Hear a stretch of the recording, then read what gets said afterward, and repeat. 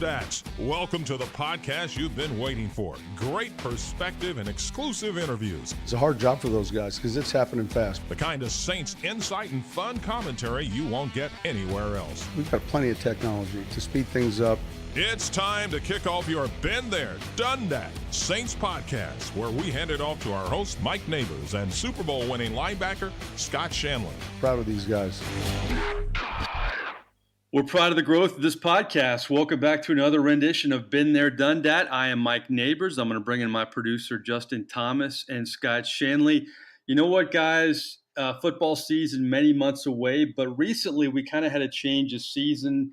It's a different season in terms of sports. Baseball season just warming up. Oh, man. I love me some baseball. You know, in the spirit of that, guys, the one thing you don't have in football, and there's really no room for this in football, is a walk-up song. Justin Thomas, I'm going to bring you in first. If you had a walk-up song for baseball, I've given you a little time to think about this. What would it be? This one's going to be kind of out left field, no pun intended. Nice. Let's see if you can guess what it is.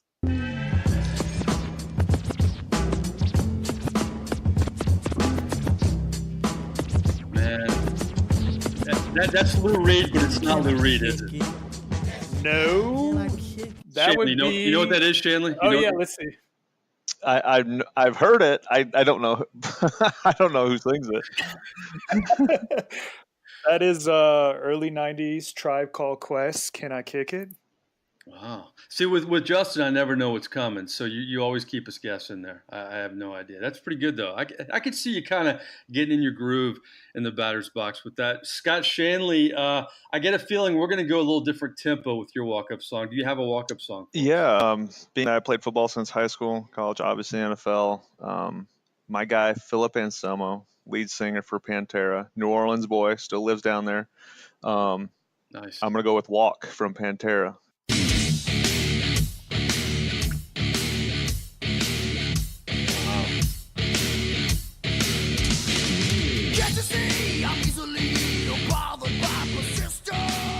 Shanle, I think you could stare a pitcher down with that one. I think he's a little scared. I like that. Yeah, I'm going to crowd the plate. Maybe I'll get walked every time. We'll see. Maybe the song will fit. Well, we're going to have Lance Moore on this podcast before I get to my walk-up. We're going to, we had Marcus Colston last week. Real excited about Lance Moore. So much to talk to. He kind of embodies that Sean Payton guy coming out of nowhere, winning a job and sticking on the Saints roster for some time. He's also going to talk about his acting career and his life after football and some great Saints stories. But my walk-up song, I'm a big Rolling Stones guy. Mick Jagger kind of sick lately. I'm hoping he gets well soon. So I know Jazz Fest, he's not going to be there for that and some other dates. But this was kind of my first choice if I had a walk-up song with the Rolling Stones.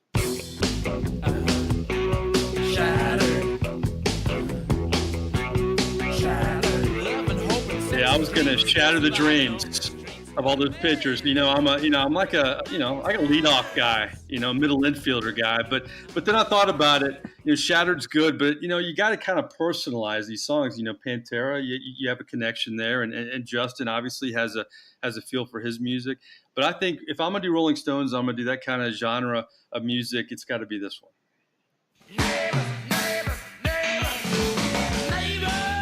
Yeah, man. It's like Mick wrote that for me or something. The only thing that would make that better is if you went up to play using the bat as the microphone and act like you were Mick Jagger. Or if you said my first name during the song, that'd be good too. Anyway, well, you know what? There's always optimism when a season starts, especially baseball. It's a national pastime, or used to be. Football's kind of the national pastime now. But Scott, when you have 162 games, you really don't have to win that first game. But in football, you have 16 games. I think, there's always optimism in that first game of the season coming out of training camp. But talk about that sense of urgency in that first game compared to maybe baseball, where you can lose that first series and you have so many games left. Yeah, absolutely. There's a huge sense of urgency to get out to a fast start in the NFL. And I think Saints fans know this just by seeing, since Coach Payton's been there, every time the Saints have started off fast equals a playoff season. And that's to be true for most teams around the league. I mean, I know sometimes there's teams that start off slow and then catch up, but if you start off 0-4 in the NFL, it's almost the equivalent of starting off 0-40 in baseball. You're not going to go very far. And so you have to come out fast out of the gates. And that first game, there's just a lot of anticipation because, like you said, you go through the offseason this time of year's OTAs, you go through training camp, you're there in training camp for 30 days going against each other, the preseason games, you get limited reps. But it's all about getting off to a fast start in the NFL with a limited amount of opportunities.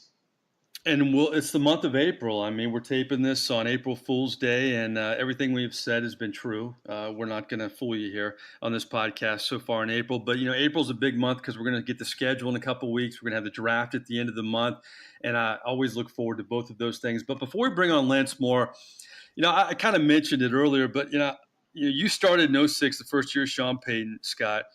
And Lance Moore was there a little bit the year before with Jim Haslett, really not knowing what his role would be on this team. But, boy, that training camp he had in 06 where he just really had to do everything to make the team, and he did do everything. I think, I wonder – I've never asked Sean Payton this, but, he gave Lance Moore an opportunity because he earned it. He really didn't have to give him anything. That's a bad word. But after that, you saw the Pierre Thomases, you saw the Willie Sneads, guys like Chris Ivory. I mean, Lance Moore was kind of a trendsetter in the Sean Payton era in a lot of ways. He embodied everything that made starting in 06 special. When you think about the guys we've had already on here, Zach Strief, 7th-round pick, talk about Lance Moore, Marcus Colson, 7th-round pick. I bounced around. I was traded for a 7th-round pick. We had tons of guys on that team to build the foundation that helped galvanize everything from an early point because we all felt like nobody wanted us. And I remember Joe Vitt would stand in the locker room and tell us, don't forget, when nobody wanted you guys, we thought you guys could play. We wanted you. And it was a unifying thing. And Lance embodied that because he'd been cut a couple times, bounced around. And the one thing we all say as players that we respect about Coach Payton was if you showed up and if you could make plays, he was going to keep you. He would always say, I'm not going to keep the best 53. I'm going to keep the right 53. And I mean, we saw him keep Pierre Thomas over, I think it was Antonio Pittman, maybe was his name, a kid from Ohio State, the running back. And so we all respect that about Coach Payton. If you make plays, you're going to be wearing that Florida League come week one. All right, without further ado, we bring in a legend in the Breeze Payton era. He's a Saints Hall of Famer. He's a Super Bowl champ. He had 44 touchdowns in his NFL career. He is the pride of Westerville South High School in Ohio. He is Lance Moore. Welcome to Been There, Done That podcast. Thanks, guys. Thanks for having me on. Listen, you know what? It's amazing. We try to really take advantage of the Sean Payton, Drew Brees era, and it's still going on. It's still amazing it's going on. What a unique, feature in the NFL that it has gone on. But, looking back, how proud are you that, you were with a receiving core that was one of the most longest tenured receivers in terms of you and Devry and Robert Meacham and Marcus Colston playing together like you did. You guys played off each other well. How did that help you as a player, being in a system with the same quarterback, the same wide receivers for so long? Well, yeah. I mean, I think that there's something to be said about longevity and the familiarity that we all had with one another. It was easy to go to work each and every day, knowing what every guy is going to put out there. And I think the thing about our group that made us so special was that we just did not care about whose day it was. We were more worried about the success of the group than we were our own individual accolades. I mean, I look back now and I'm so disappointed that that Marcus never made a Pro Bowl. I mean, just looking at his career, looking at his numbers and how, much he meant to our offense. But that was the type of guy that he was. He wasn't worried about his individual accolades. He was doing whatever it took for, to help our team win and to make plays out there. And that's how each and every one of us were. And I think that's a part of why we had the success we had as a group, because we kind of complemented each other very well. And come Sundays, I mean, like I said, it could be anybody's day. And the next man will be just as happy for that guy as if it were him having the success himself. Lance Moore joins us here on our Been There, Done That podcast. It's funny, we had Colston on last week, and we asked him about never being a Pro Bowler, and he just kind of shook it off. And, he's a guy who has a lot of internal confidence, and that kept him going in his career. And I know you had to have that in your career to make it as long as you did and to survive. I remember the first year I covered the Saints, it was the preseason back in 06, and you'd already been with the team for 1 year a little bit. But you really, I mean, Lance, you really had to do everything to make that team. I mean, you returned punts for touchdowns. You caught everything in sight. And Sean Payton, one of his calling cards is, it didn't matter where you were drafted a lot of the time, but if you made the plays in the preseason, you got it done in practice, you'd make that team. Just take me back to that preseason in 06. I mean, that you really had to hit everything, and you did. Well, yeah. I mean, I think, the phrase playing with a chip on your shoulder is somewhat of an understatement. I mean, I felt like I had to prove myself every single day that we took the field out there. And me being on the team in 2005, I felt like was almost a disadvantage for me because I wasn't one of those Peyton guys. I wasn't, one of the guys that they brought in to be on their roster. So I had to kind of go the extra length to show them not only did I belong being there, but I should at some point be getting some playing time out there. It was a job interview every single day that I went out there, and I made sure that I produced every single time we went out there on the field.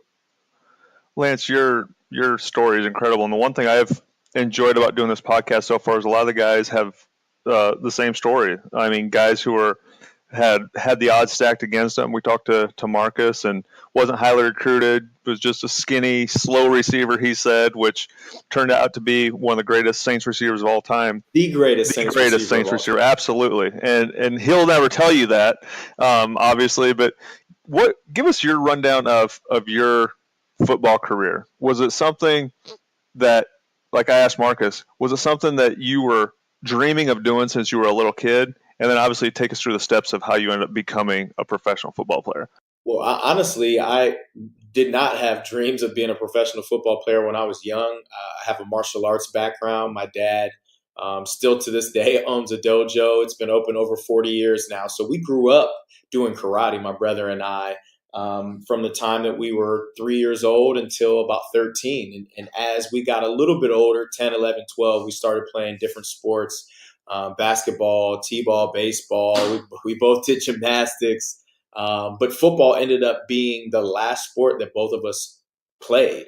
And it's kind of funny how the sport that I guess I played the least in ended up being the sport that I was the best in. And I was always a small guy. I mean, obviously, I'm not a big guy now, but when I was a kid, I was one of the smallest on the team. When I got to high school, I was one of the smallest on the team.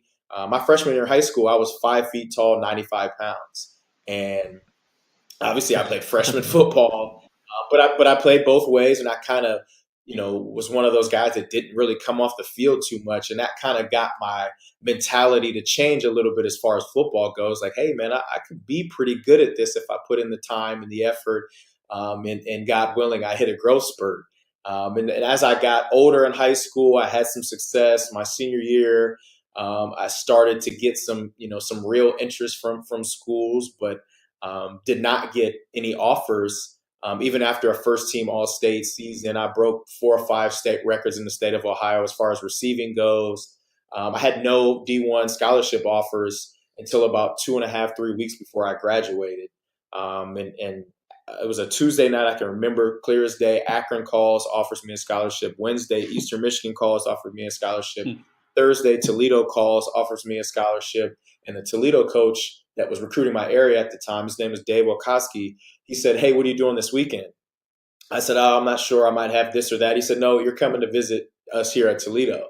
And that was kind of like, whoa, like this guy's a little bit pushy, but he knew that I fit well what they were going to be doing the next fall in the program there. So I took a visit there, ended up visiting Akron the next weekend.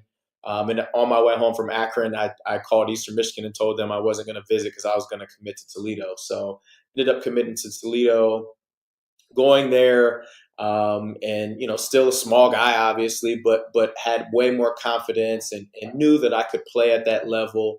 I was disappointed that I wasn't given a scholarship opportunity from Ohio State, being a Columbus kid. My whole family went to Ohio State. A couple of my family members played at Ohio State. I mean, it was always a dream of mine to be a Buckeye, but it just didn't work out that way. And as I've grown older, I've gotten over it and understood how, the recruiting works and everything like that. So it just wasn't in the cards for me. My freshman year had a six catch season. It was ready to transfer and go somewhere else because I was like, why are they wasting me, for 6 catches?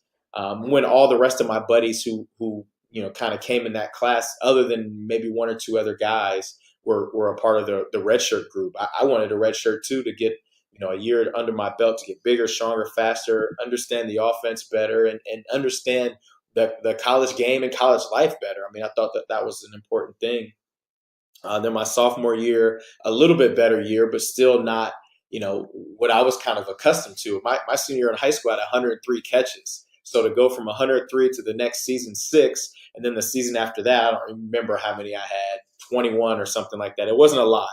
I was upset and disappointed, but I gained more confidence in just being able to make plays out there and kind of stand out. And my junior year, I ended up leading the country in catches at Toledo. So it's kind of crazy how it started out so slow, and then it just really, really took off in 2003, my junior year.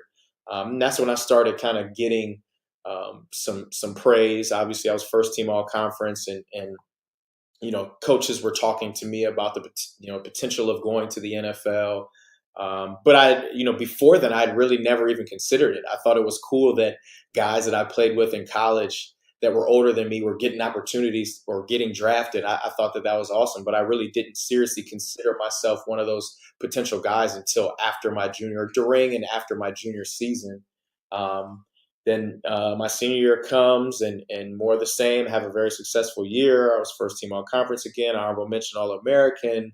All these things, invited to 2 All-Star games, invited to the combine, and things were looking up. And then in the fourth quarter of a meaningless Motor City Bowl game, I dislocate my shoulder, tear my labrum. And it was like all my football dreams were kind of flashing right before my eyes there. And so I had to end up going and having surgery on my shoulder, not being able to participate at the combine, obviously not being able to play in those All-Star games, and feeling like my chances of being able to make it to the NFL took a major hit. But I knew that I was going to do the rehab, and I had signed with an agent at that point, and I knew that I was going to get myself ready. It was just a matter of me getting an opportunity or not. The draft comes, and I'm getting calls from teams, but nobody is really saying that they're going to pull the trigger. Then 5th, 6th, 7th round, I remember the Bills receiver coach called me like 3 times. Hey, we've got X amount of picks. We're going to pick you in one of these rounds. I'm not sure which one it is. The Bengals wide receiver coach called me. Hey, we've got a couple picks in the 6th round. We're going to pick you. I'm thinking like, cool, I'm going to get drafted. And well, obviously that didn't happen. It was a major disappointment, but as the draft ends, the teams are literally on the horn right away trying to get their free agent signees to commit to them. And my agent said, hey, we've got the Bills, the Bengals, and the Browns who want you. And I said, well, the Bills and Bengals said they were going to draft me, and they didn't. So I want to go to the Browns. So that's kind of how it ended up happening. Also, I felt like the receiver position in Cleveland was a little more wide open than maybe the other two. And so that's kind of how I ended up in the NFL, and that camp in 2005 in Cleveland was awesome. Just to finally be to where I thought that I could be a few years prior, but after my injury, not necessarily knowing that it was going to happen. And I felt like I played really, really well throughout training camp, and we get into the preseason games, and I'm just not getting in the game. I'm going to the special teams coach like, hey, can I cover a kick? Can I return a punt? Like, can I do something? And they just would not put me in the game. I think in the first 3 preseason games there, I played a total of like 11 plays, and I had 1 catch for 2 yards. So at that point, I kind of knew the writing was on the wall that I wasn't going to make that team with those type of numbers. And I was released after the 3rd preseason game, and really was like, okay, well, what do I do? I mean, I had the Toronto Argonauts of the CFL blowing my phone up. Hey, if you don't want to play in the NFL, we've got a spot for you up here. And I'm just kind of like, I'm not really ready for that. Love the CFL. My brother played 8 years up there in Canada. I just at that point, I wasn't even thinking about Canadian football. I was thinking about, make sure I'm healthy, make sure I'm in shape, and do whatever it takes when I get an opportunity. I worked out for the Texans about a week later. They didn't end up signing me. And then 3 weeks later, as I'm back at school in Toledo trying to finish my degree, I'm helping coach the receivers, obviously there as like a graduate assistant. And we're playing out in Fresno State on a Tuesday night. And I get a call from my agent right when I land, and he's like, "Hey, hope you packed enough stuff. You're gonna go sign to the Saints practice squad." I'm like, "What?" Like the Saints? Like I hadn't heard anything from the Saints. I don't think they were at my pro day. Like I don't even have any idea still to this day how they located me or how they were even interested in me. But the very next morning, Tuesday morning at like 5 a.m., I flew from Fresno, California to San Antonio, Texas, obviously to where we were after Hurricane Katrina. And, Coach Hazlitt greets me, and he's awesome. He's like, "Look, man, I don't know, what your history is or what your family life is like, but we brought you here to do a job. This is a job. If we want you to play corner, you're going to play corner." I said, "Hey, whatever you need me to do, I'm happy to do it, but I'm going to show you that, I deserve to be here." And I guess, the rest is kind of history. I didn't play in any regular season games that year, but I definitely earned my position on the active roster late in the season by showing up every day to work and treating it as if it was a game day. I guess that's kind of how I made it to the NFL and made it, onto the Saints team. The great thing about Lance is now you tell that story, and now you sit here, a world champion, Saints Hall of Famer, by the way, which was much deserved and earned. And I think it's always great. I ask that question to a lot of the guys because it's always great for our listeners to hear that there is no straight line to success. It doesn't matter. Even if you were born the biggest, strongest, and fastest, which in a lot of cases guys weren't, you have to work for it. There's going to be obstacles, and it's always good to hear the adversities that guys have overcome. But the one thing I always respected about your guys' room, Lance, the wide receivers, you and Colston and Debry, is what made it different is you guys weren't talkers. You guys were quiet guys, but you played, you did your talking on the field and talked big on the field. The one thing that separated you from those guys, Debry, you weren't going to get a word out of. Colston, you weren't getting a word out of. And they played that way too. You didn't get a whole lot of antics out of. But with you, Lance, where did your inspiration for the dances come? Touchdown dances. You were more animated than those guys on the field. Yeah, I mean, I think honestly, it started in high school. I don't even remember who I was watching back then. It could have been Joe Horn. I mean, I've always been a fan of Joe Horn, even before I got to the Saints and got to actually play with him. But in high school, my senior year, I scored 25 touchdowns. And as the year kind of went along, I started doing this kind of like Superman airplane. Because you can't celebrate in high school. So I score a touchdown. I'd be on the opposite side of the field, and I would run all the way back to our sideline doing like this airplane thing. And I never got flagged for it. So I just literally kept doing it. And then as I got into college, I was like, dang, I can't do anything. So I told myself then, like, hey, if I ever make it to the NFL and I've got the opportunity to do something on the field, I'm going to do it, because it's going to take a ton of work to get there. It's going to take even more work to stay there. And you've got to be able to enjoy yourself. I'm not saying that Debry and Meach and Colston didn't enjoy themselves out there, but I found extra enjoyment in being able to run down the field and give a huge first down signal, or to do some sort of a touchdown celebration that somebody on Twitter mentioned to me a couple hours before the game. I mean, I always enjoyed having fun. I was a huge fan of when Ocho Cinco and Steve Smith had their like weekly battle of who's going to be the best dancer. Like I was so kind of enamored with them being able to express themselves and enjoy themselves that way, that I knew that when I got there, if I got the opportunity, and obviously I was fortunate enough to score a bunch of touchdowns, that I was going to do it. The unfortunate thing now is that I'm still not playing, and I would have loved to have been with the current rules where you can do choreographed, you can do group celebrations. I mean, there's guys coming off the sideline. Like, I feel like I almost missed my timing. Not just that, with the money that these guys are getting too. I feel like I was about 10 years too early. We played in the No Fun League. That's what that was. We were in the No Fun League. That's for sure, Lance. Sure. Lance, it's funny you mentioned your compadres back in the day with the Saints.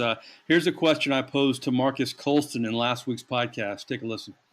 If you took a cross-country drive, like if you pulled out of your driveway in New Jersey and had to drive to San Diego, what former Saints teammate or personality would you have riding shotgun? We got McAfee over and over and over again. So I'm taking him off the table. I'm going to give you three options, Marcus. You dropped your kids off. You said goodbye to the wife. You got to drive to San Diego, maybe throw some balls with Drew Brees. You're pulling out of your driveway. Who's riding shotgun? Lance Moore, Robert Meacham, or Devery Henderson? Oh, man. The only one I'm going to get a real conversation out of is Lance. So, you know what? He actually picked CJ, Curtis Johnson, because he wanted to go off the board. But you know what? I thought it was interesting earlier in the podcast that you really, you said a lot of good things about Colston, and you were emphatic that he's the best receiver in Saints history. Do you feel like, he's the kind of guy, looking back, Lance, that you feel like you want to talk him up because he's the kind of guy who doesn't talk himself up, and you know how good he was? Well, yeah, for sure. I mean, it would be a shame for somebody to be as great of a player and person as he is, and people don't give him his just due. I mean, I think that's the unfortunate part about his career is that he was the consummate professional. He was the most consistent receiver that we had probably ever been there. And he didn't say a word. He didn't care. I mean, I guess he probably did care that he never made a Pro Bowl, but he would never tell you that. He would never tell us that. But we would make sure that we voiced it to the media. We would make sure we voiced it to him. Like, hey, man, we know how much you're worth. We know how much you're worth to us, to this team, to this city. And if you don't get those accolades because people vote on them, don't think that we don't think highly of you. And I think that's, it sucks that that's the way that it is, but there's nothing really you could do to change about it, but hopefully he'll be the next Saints receiver in the Hall of Fame. You mentioned your trek to the NFL, growing up in Ohio and going to Toledo. If you would have been recruited by Ohio State and been a star there, if you would have been a draft pick early on, how do you think your NFL career would have been different? I mean, you strike me as a guy that would have worked hard in any circumstance, but maybe the chip on the shoulder obviously wouldn't have been as big. If you would have had early success, how do you think that would have potentially changed or maybe enhanced your NFL career? Well, I really don't know how it would have changed. Obviously, the path would have been a little easier, I would think, to begin. Yeah. But I'm a very self-motivated, self-starter type guy, so I would still have put in the work. I would still made sure that the moment that I got there was probably hard, but it wasn't going to be the hardest. So I'd have to make sure that I showed up each and every day because I early on I understood just based upon the moves that were going on around me, especially my rookie year, that the moment that you get there, they're trying to replace you. And I saw that. I mean, my first in San Antonio, I had 4 roommates in a 12-week span. And they literally just replaced guys with the next guy. Hey, this is your new roommate. And I'm like, wow, this is crazy. So, I think that I'm intelligent enough to be able to see what's going on in my surroundings and understand the work that needs to be put in to make sure that, I'm able to have some sort of success. I don't know that I would be able to tell you that I would have ended up in New Orleans and won a Super Bowl and became a Saints Hall of Famer. Obviously, I don't know that, but I do think that I would have been able to have success based upon my mentality and the way that I work. Without a doubt. I mean, that's the one thing, Lance, we already talked about it. There's so many guys starting in that 06 year with the same type of story. I mean, I was a 7th-round pick. I was 11 picks away from not going drafted, getting traded from Dallas to New Orleans. So many guys with that same story that I think help lead to our success and build that foundation. For you, a lot of us guys who have to prove to people that we can play in the NFL, we have to also prove to ourselves. And I know there's moments early in my career that I can remember where I thought, I can play at this level and I can do this a long time. What was the moment for you where you realized I'm good enough to play in the NFL and I can do this for a long time?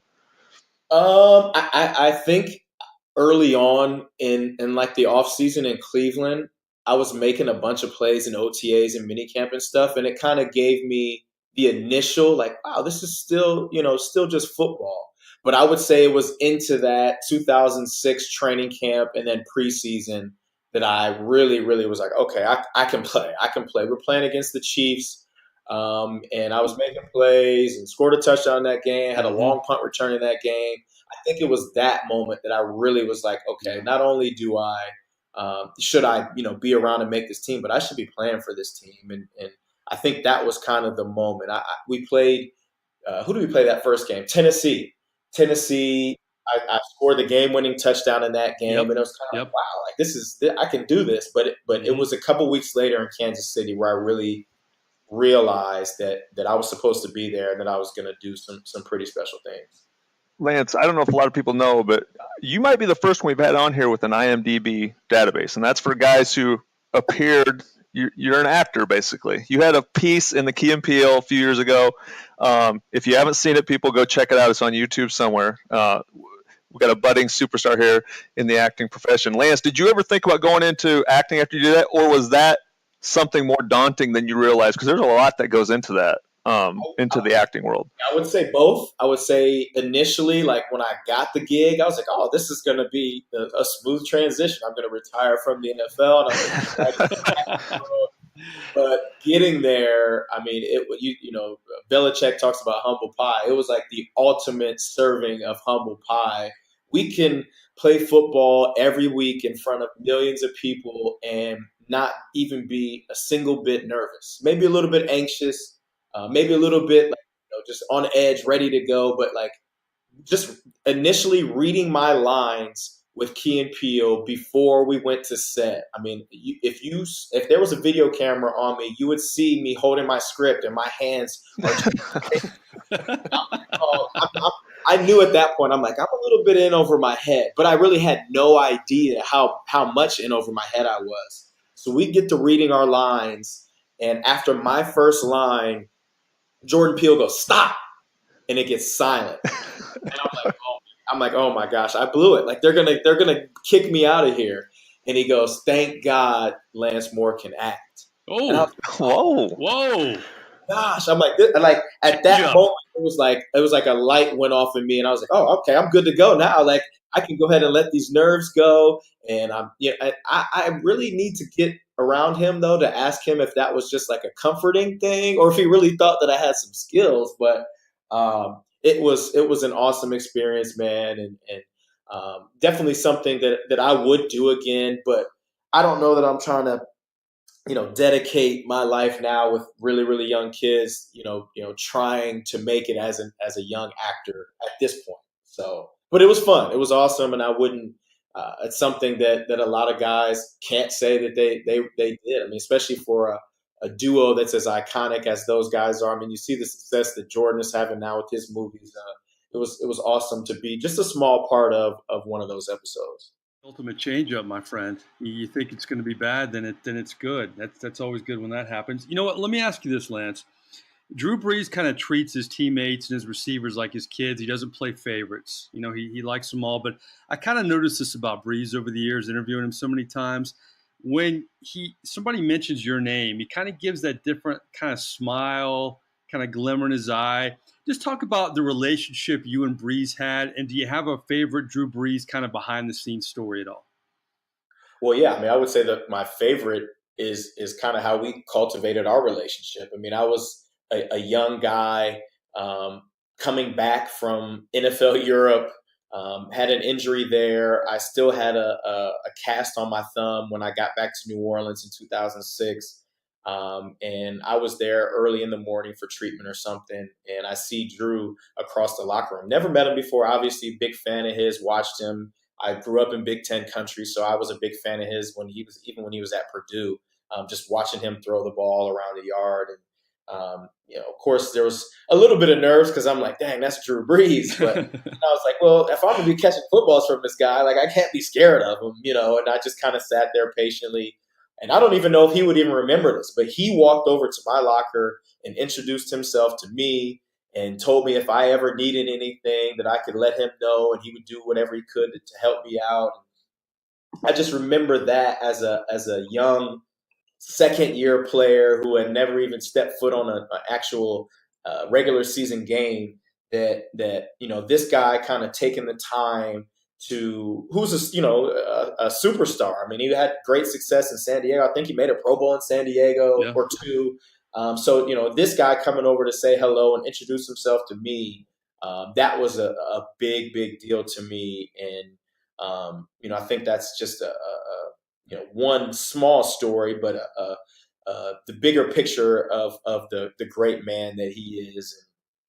Our relationship was unique for sure. I mean, we spent a lot of time together, obviously on the field. We spent a little bit of time off the field, but we did have a certain connection. We did communicate. I feel like on a different level at times, and he allowed me to kind of play the game the way that I wanted to play it.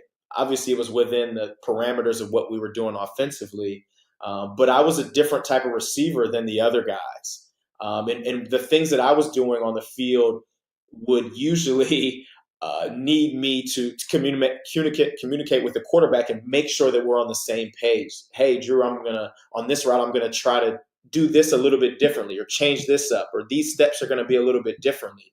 And as long as we worked on it on the practice field, he never had any issue with that. There's guys that come in and they call them rules guys. I was not a rules guy. I mean, I wasn't a guy that you see the plays in the playbook, the lines are drawn a specific way, and you have to stick to those. I was a guy that could kind of get away with kind of freestyling out there a little bit, as long as the timing and the integrity of the route and the play stayed the same. And that, like I said, would make us communicate a little bit more. And I think there was kind of a little small place in Drew's heart that kind of rooted for me as an undrafted guy, as the underdog, a small guy. And I feel like I was kind of the same way with him. I mean, he obviously was drafted in the second round and had great success, but as the poster child for the NFL's short quarterback group, I always rooted for Drew, and I always wanted him to have success. And it was, I would definitely say it's a special bond that we share. Before our last segment, it's funny you mentioned those comments about Drew, because I think you set the tone for a lot of guys in the Peyton era, guys that really had to prove themselves and made the team. I remember talking to Willie Snead a few years ago, and he was one of those guys. I mean, he was one of those guys who had a great preseason and really earned his way on the Saints team. And he remembers Sean Payton calling him, letting him know that he made the team. We go back to that 06 preseason. You didn't really know how the Saints contacted you, how you became a part of the organization. But was there a moment where Peyton took you aside back in 06, or maybe called you or brought you in his office and made you feel like you were part of that team? Do you remember any moments like that? No. There was not one moment. And to be honest with you, during that preseason, after the first game, I felt pretty good. But the next two games, I didn't have a ton of production, but I still was practicing well, and I was still getting kind of high praise in the media. So I figured I was kind of on my way. But after that, like I said, after that Kansas City game, when I was playing pretty freaking well, I kind of assumed, but you don't really ever know. Yeah. But they did not call me. Nothing happened. And it was just kind of understood, like, if you don't get cut, you probably made the team. So I'm obviously standing by my phone that whole weekend, just praying that nobody with the 504 area code is calling me. Either way, I mean, I was just kind of like, no news is good news. And nobody gave me a call. And fortunately for me, I was able to make the team.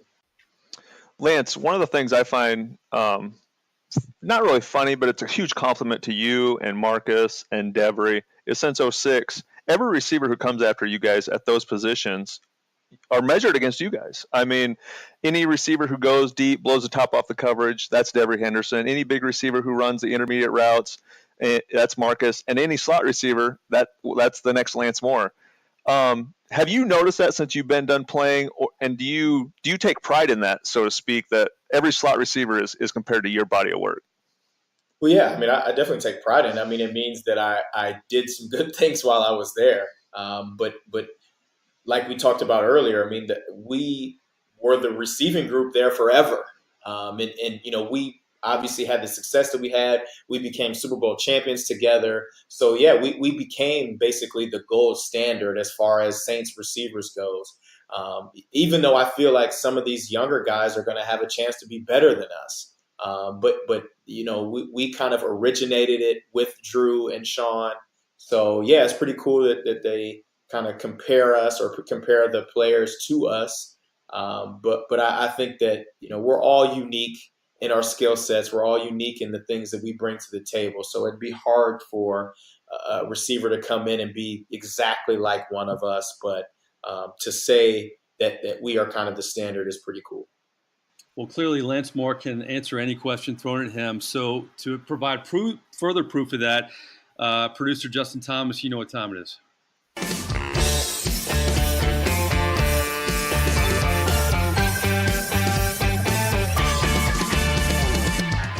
We don't script this podcast. This is another rendition of More Likely. Lance Moore did not know this was coming. These are 3 hypothetical questions. Scott Shanle will jump in as well. And, Shanle and I don't go over the questions, Lance. We kind of free flow this thing, which makes it more conversational. But I'm going to ask you 3 hypotheticals. The first one, Scott mentioned your celebrations.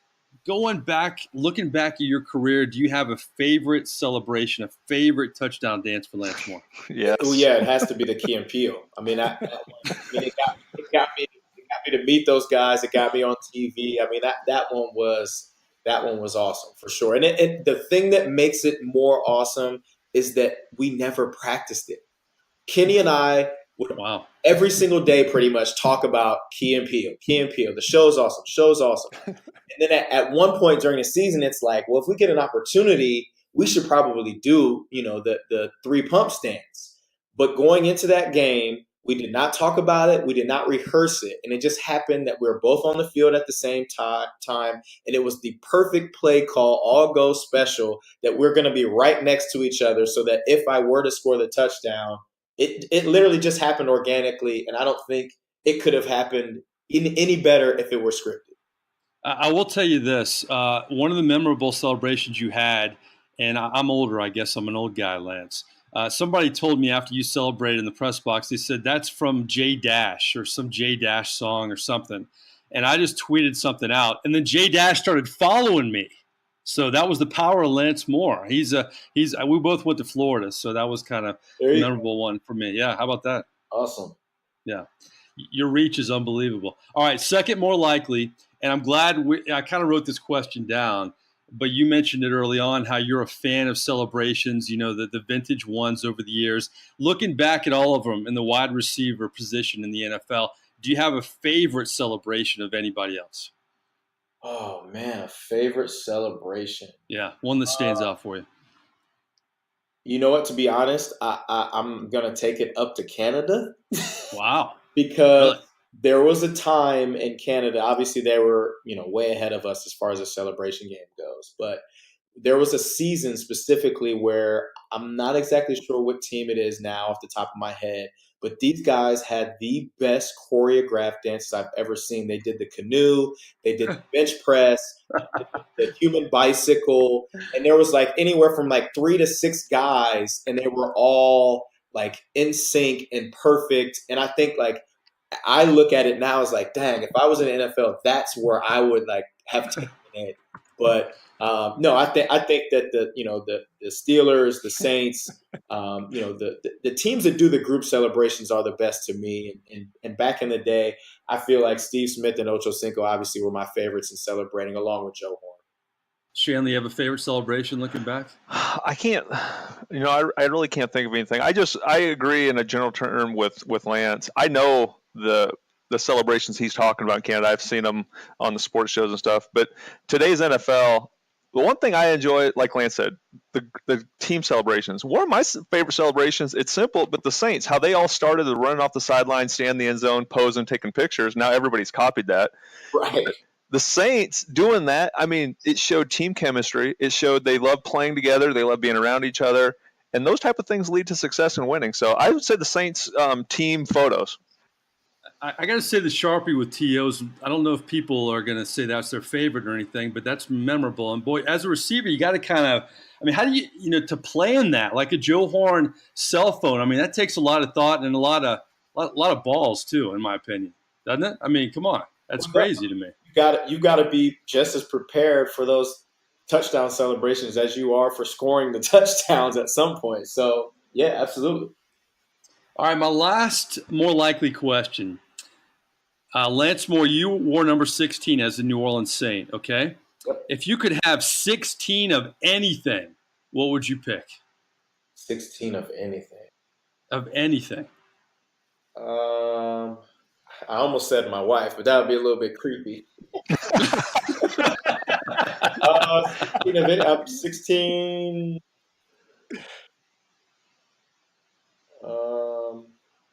Man, that's a tough one. I'm sitting here thinking Yeah. myself. How about that? Yeah. Well, I know he can handle it, though. The receivers can handle it. I didn't throw that at Colston, though. I could have thrown it at Colston. I could have 16 of anything. I mean, hey, I love my kids, so I guess I would say 16 children if I could afford it. That'd be Wow, like Philip Rivers. Yeah, he's on his way. Yeah. All right, I'm gonna make it worse, Lance. How about this? Shanle, you wore 58. If you could have 58 of anything, what would you take? $1 million. Yes. Yeah, see, that's the advantage of wearing 58 instead of 16. Is I can, that's a good one. Oh man, that's good stuff. Well, Lance, listen, so many. We could keep you here for an hour, but we really appreciate your time. I know life is good for you with your growing family, and we just appreciate your time. This Sean Payton Drew Brees era is special. It's still going, and we're trying to capsulate it in these podcasts. But really appreciate it. No, thanks for having me on, guys. Anytime. Appreciate it, Lance. Lance Moore, always a good interview as a player, and he delivers on the Been There, Done That podcast. It's great to get the contrast of personalities back-to-back weeks and Marcus Colston and Lance Moore, but the one thing they both had in common, great perspective, great interviews from both of those wide receivers. We're going to have more guests like that coming up week after week, so subscribe, and we'll give it to you here on this podcast. But before we go, of course, we have a little extra for you.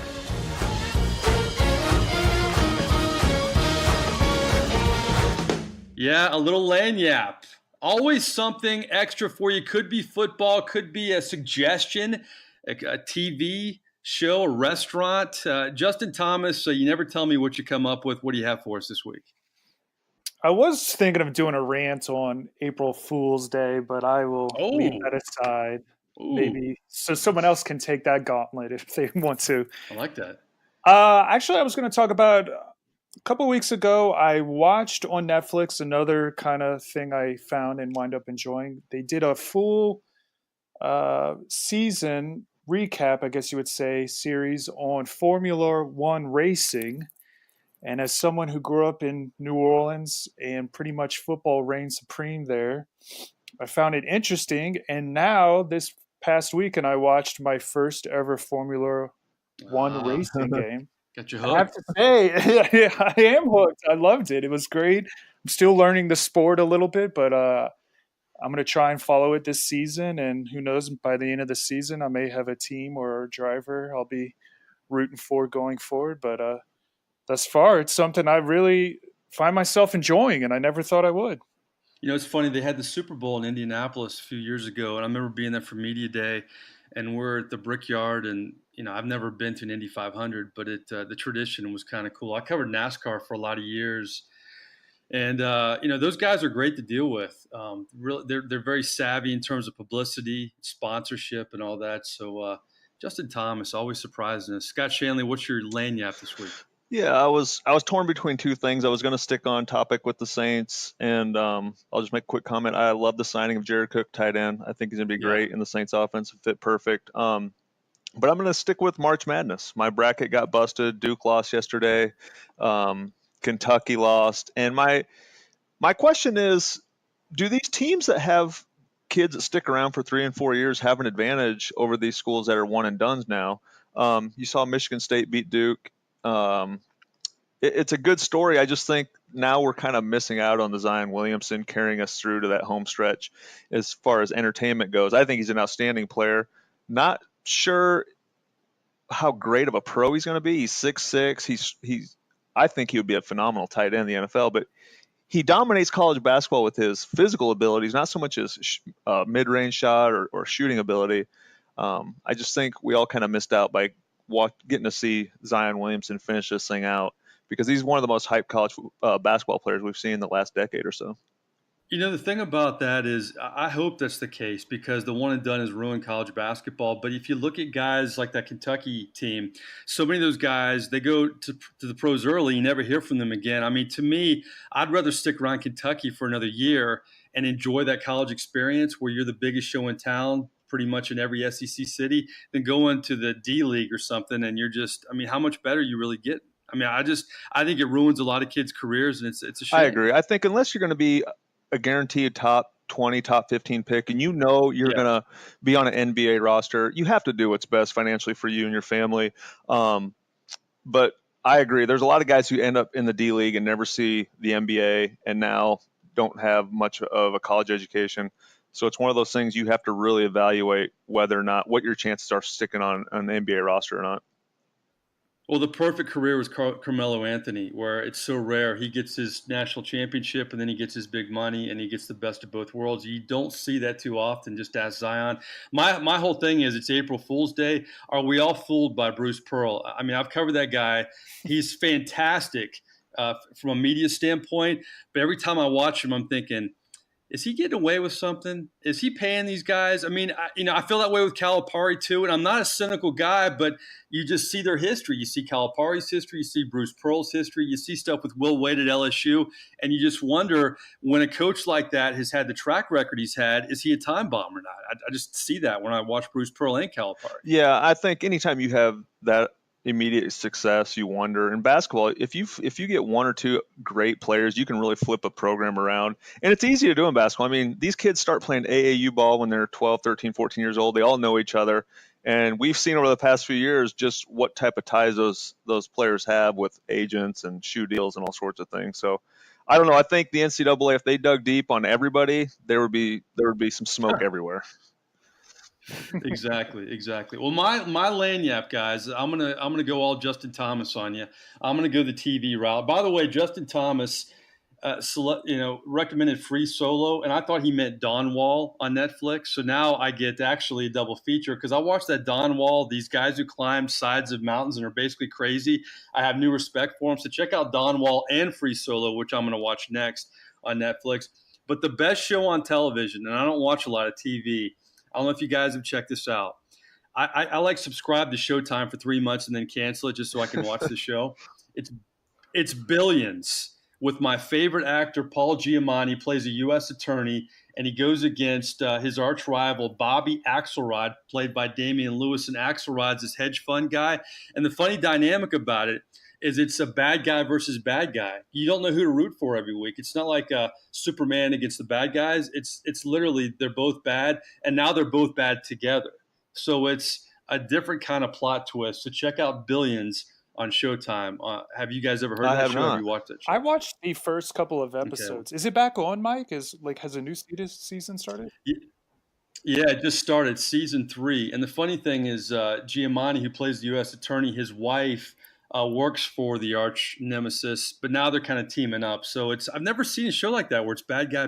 So it's kind of. You should watch on HBO Succession. It's another show where it's just like everyone is so screwed up you don't know who to root for. But it's the similar thing. It's about a business empire and all of these family members who are trying to backstab each other to get to the top.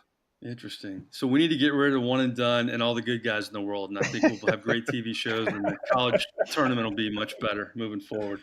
Well, listen, great stuff, Scott Shanle. Great stuff, Justin Thomas. We appreciate Lance Moore. Had some great guests coming in here. We're going to have many more in future weeks. If you want to check us out, we're on Spotify, we're on Stitcher, we're on Google, we're on Podbean and iTunes. We're getting more and more subscribers every week and more clicks on our Twitter account. So we really appreciate that. But until next time, for Justin Thomas, for Scott Shanle, I am Mike Nabors. This has been another rendition of Been There, Done That.